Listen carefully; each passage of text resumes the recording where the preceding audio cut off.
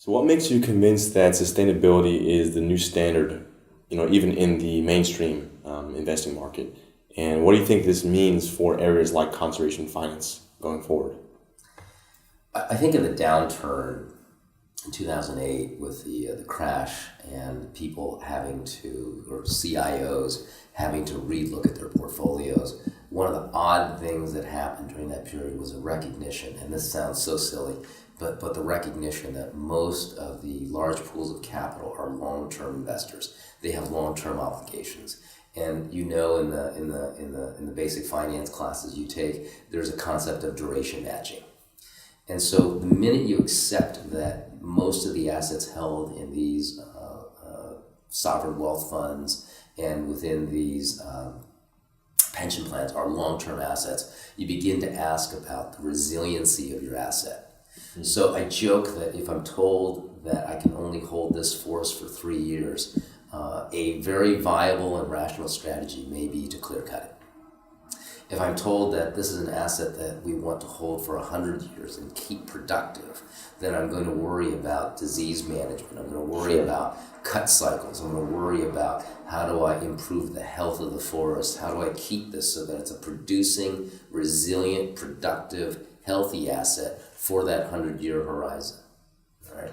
And I think what we're watching is more and more investors regain that recognition that they hold on to things for a long period of time. I think it's important to caveat that long-term assets is not synonymous with patient capital. There's a tendency to use the word patient capital to mean I will defer my returns, I'll put them off into the future.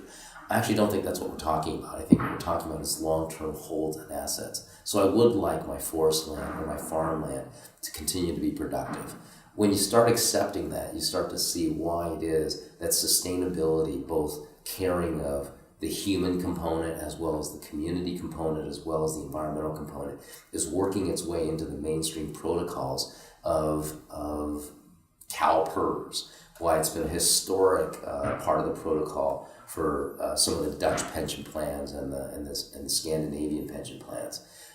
This long horizon, this recognition that I want to maintain health of my assets, that changes fundamentally how you think about sustainability.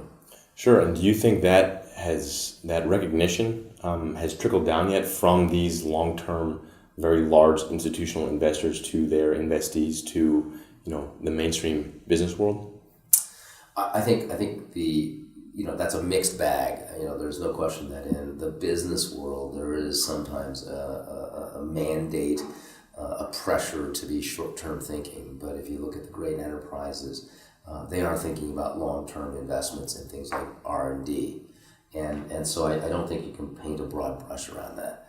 I think that when you talk about this from an investor point of view, again, the smaller investor, the personal investor, even though they have retirement programs and retirement obligations for themselves, oftentimes they're much more highly incentivized to make sure that they can get access to the capital.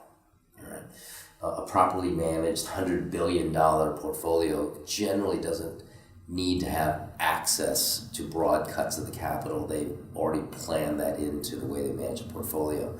Small investors tend to have very different needs or a tendency to believe that they have different needs. So I think there are differences in market segments, and it's important as an investment professional to understand that the needs of the mass affluent and even the high net worth are slightly different than that of institutions.